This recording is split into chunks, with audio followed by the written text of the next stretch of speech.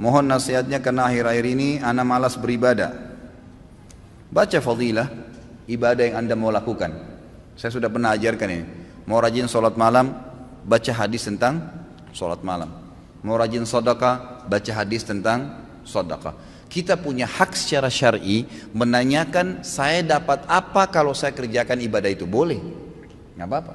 Karena memang Allah yang menjanjikan itu, ya kan? Coba baca buku hadis, fadilah sholat duha, fadilah sholat sunnah, qabliyah, rawatib, fadilah sholat wajib, duhur, asar, maghrib, isya, fadilah bakti dengan orang tua, fadilah haji dan umrah, fadilah sadaqah, fadilah puasa Ramadan, fadilah. Apa itu fadilah? Janji positif Allah di ibadah yang akan kita lakukan. Kalau mau termotivasi, untuk apa kita mau ke satu tempat? Karena ada janji yang, ada satu menjanjikan yang kita dapatkan di sana kan. Untuk apa kita kerja satu perusahaan? Karena ada janji gajinya lah, prestasi dan seterusnya. Begitu, manusia memang kalau dijanjikan baru mau bergerak. Maka wajar kita baca janji Allah di ibadah itu kita akan termotivasi. Yang kedua, jauhi semua fasilitas maksiat. Karena semua yang membuat orang malas ibadah karena ada dosa. Selama antum masih terlibat di dosa sekecil apapun, maka akan mudah sekali tergelincir untuk malas ibadah. Tergelincir itu. Saya sudah pernah jelaskan, ibadah punya kenikmatan, dosa punya kenikmatan, tapi nggak bisa disatuin. Nggak bisa disatuin, tidak bisa disinkronkan, tidak mungkin. Harus pilih salah satunya. Seseorang, saya kasih contoh, seorang wanita terbiasa pakai jilbab, rapi. Dia sudah merasakan nikmatnya ibadah itu. Tiba-tiba kedatangan satu orang laki-laki di rumahnya, sepupunya atau yang bukan mahramnya, lalu dia kelihatan tidak pakai jilbab. Bagaimana perasaan dia sebagai muslimah? Merasa berdosa, merasa bersalah. Kenapa tadi rambut saya dilihat ya? Kenapa? Karena ibadah menutup aurat sudah dia rasakan nikmatnya, dan membuka aurat yang maksiat hilang kenikmatannya, dibenci sama dia. Kalau kenikmatan ibadah ada, kenikmatan maksiat hilang. Kan? Terbiasa menutup aurat membuat orang jadi tidak mau buka aurat, gitu kan? Terbiasa sholat berjamaah di masjid membuat orang merasa bersalah, atau terbiasa sholat aja deh. Ya, kira-kira kalau orang sudah rutin sholat 5 waktu, dia sudah tahu fadilahnya dan ancamannya kalau dia tinggalkan. Apakah dia mau tinggalkan sholat berjamaah, sholat wajib?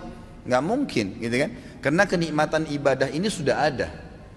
Tapi kalau kita balik, kalau ada orang merasa nikmat dengan maksiatnya, nikmat dengan telanjang di depan orang, nikmat dengan kebohongannya, nikmat dengan harta rampasan, riba, haram, kezaliman, nikmat dengan zinahnya, maka pasti kenikmatan ibadahnya hilang. Mustahil bisa khusyuk. Biar dia mau tutup matanya, biar dia mau paksain, nggak bisa. Bangun sholat malam pun susah. Oh, sholat 5 waktu aja berat, mungkin cuma seperti orang kumur-kumur dan buru-buru kalau dia kerjakan. Nggak bisa. Makanya kata kunci yang kedua adalah jauhi kemaksiatan. Maka kenikmatan ibadah akan didapatkan. Yang pertama, bekali diri dulu dengan ilmunya. Dapat apa nih kalau saya sholat malam, kalau saya sedekah, baru kemudian jauhi semua fasilitas kemaksiatan. Yang ketiga, ini nggak kalah penting, bentuk komunitas yang soleh dan soleha. Berteman, bersahabat dengan orang yang ahli ibadah. Nggak bisa. Antum mau rajin sholat malam tapi bergaulnya dengan orang yang tiap malam di karaoke sama diskotik. Nyambung nggak? Nggak bakal nyambung itu.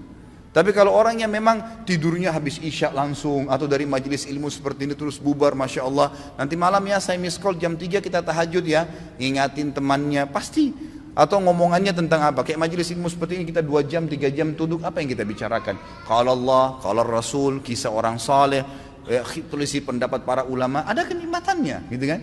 Ada ibadah yang kita rasakan, ada sesuatu yang kita dapatkan di situ.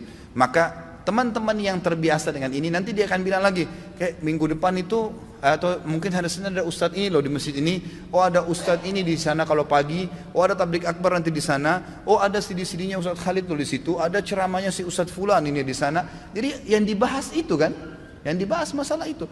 Jadi kita akan terus terbawa dengan pembicaraan yang positif. Makanya boleh mengenal siapapun, tapi bersahabat tidak boleh kecuali orang-orang yang soleh dan soleha. Memang begitu.